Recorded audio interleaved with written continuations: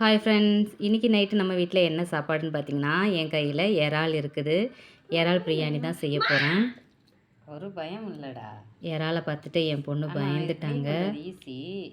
இறால் க்ளீன் பண்ணுறது ரொம்ப ஈஸி தாங்க, ஆனால் என்ன ஒன்று கை அரிக்கும்.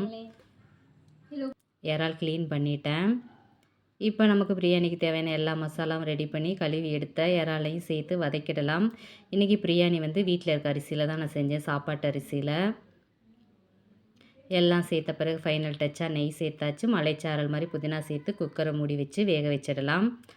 அப்போ நல்லபடியாக வெந்துருச்சு. கொஞ்சம் லைட்டாக நல்லாவே ஸ்மெல் வந்தது. நான் ரொம்ப நல்லா பிரியாணி பண்ணுவேன்னு சொல்ல முடியாது, ஆனால் ஓரளவுக்கு டேஸ்ட்டாக தான் இருக்கும்.